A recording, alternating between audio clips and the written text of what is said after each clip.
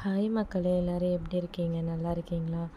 நாங்கள் கொஞ்சம் சிக்கன்லாம் சாப்பிட்டு ரொம்ப நாள் ஆன மாதிரி இருந்துச்சு. அதனால் தந்தூரி சிக்கன் வாங்கியிருந்தோம். நாங்கள் நல்லாவே சாப்பிட்டுட்டோம் மக்களே. இது ஒரு பீஸ் சாப்பிட்டு முடிச்சாச்சு. ஏன்னா நம்ம சிக்கனை வாங்கிட்டு வந்தோன்னே வீடியோ எடுக்காமல் இல்லையோ முதல்ல சாப்பிடணுன்னு தான் தோணுச்சு. எந்த ஃபுட்டாக இருந்தாலும் அப்படி தான் தோணுது. சாப்பிட்டதுக்கப்புறம் தான் ஐயோ வீடியோவே மறந்துட்டோமே அப்படின்ட்டு எடுப்போம். அதேமாதிரி படபடன்னு எல்லாத்தையும் அவுத்து எடுத்து சாப்பிட்டாச்சு மக்களே. இது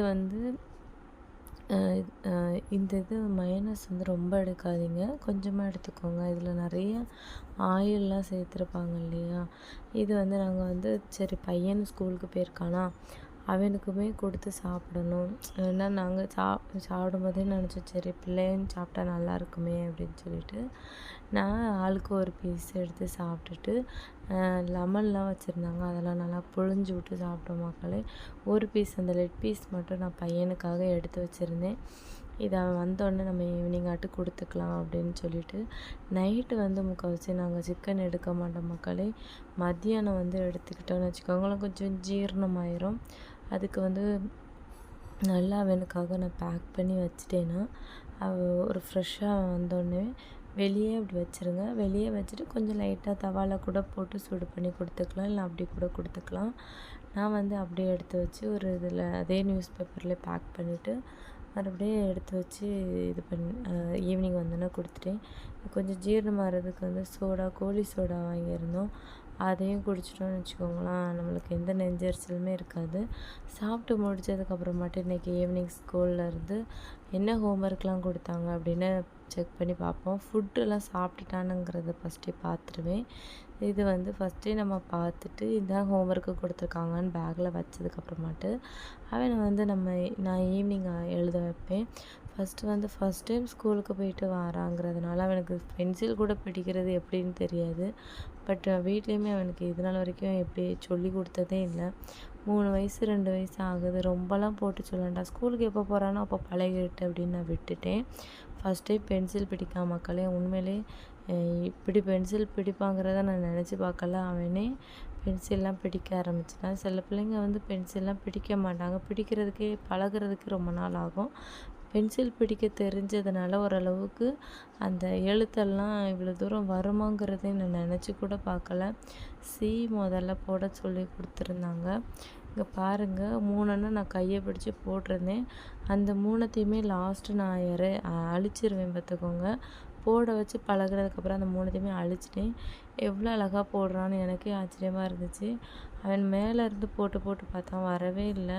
அதுக்கப்புறமா கீழே இருந்து உனக்கு எப்படி வருதோ அப்படி போட்டு பழகு, பிறகு பார்த்துக்கலாம் அப்படின்னு சொல்லிட்டு அவன் மேலேருந்து போட்டு பார்த்தான், எனக்கு வரவே இல்லை. அப்புறம் கீழே இருந்து அவனே போட்டான்.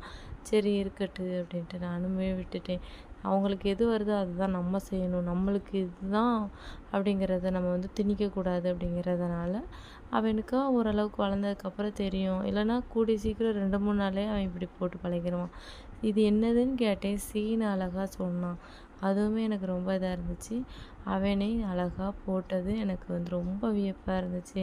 பரவாயில்லையே, நம்ம பிள்ளை இவ்வளோ தூரத்துக்கு எழுத தெரியுமா? அதான் மக்களே, ரொம்ப திணிக்கக்கூடாது. அவங்களே படிப்பாங்க, அவங்களே எழுதுவாங்க. கொஞ்சம் ஃப்ரீயாக விட்டு பிடிங்க, உண்மையிலே சூப்பராக அவங்க படிப்பாங்க. நான் அவனுக்கு பிடிக்க சொல்லி கொடுக்கல, எதுவுமே சொல்லிக் கொடுக்கல. வீட்டில் வச்சு இது நாள் வரைக்கும் ப்ராக்டிஸே பண்ணதில்லை. பட் அது நல்லாவே பட் அவங்ககிட்ட இருந்த நல்ல ஒரு இம்ப்ரூவ்மெண்ட்டை நான் எதிர்பார்க்கல. இப்படி பண்ணது எனக்கு ரொம்பவே ஹாப்பி. பட்டு சம்டைம்ஸ் ஒருக்கா சொல்லி கொடுத்தா அதை சரியாகவே போட மாட்டான். சரி ஃபஸ்ட் டைம் அப்படிங்கிறதுனால நானுமே ஓரளவுக்கு பொறுமையாக தான் சொல்லி கொடுத்தேன். ரொம்பவும் நம்மளுக்கு ஆட்டோமேட்டிக்காக நம்மளுக்கு அந்த கோவங்கள் வரும்.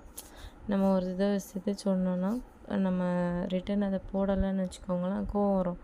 அது 10 வாட்டி 20 வாட்டி சொல்லி கொடுத்து போடலைங்கும்போது ரொம்பவே கோவம் வரும் பார்த்துக்கோங்க. ஃபஸ்ட்டு ஸ்டார்டிங்கில் அந்த 3 சீயுமே போடுறதுக்கு ரொம்பவே கஷ்டப்பட்டு ஒரு டேப்பெல்லாம் எடுத்து, அந்த டேப் மீன்ஸ் சும்மா நம்ம எரேஸ் பண்ணுவோம்ல, பென்சில் டேப் மாதிரி, ஸ்லேட்டுக்கு பதிலாக அதை யூஸ் பண்ணுவாங்க.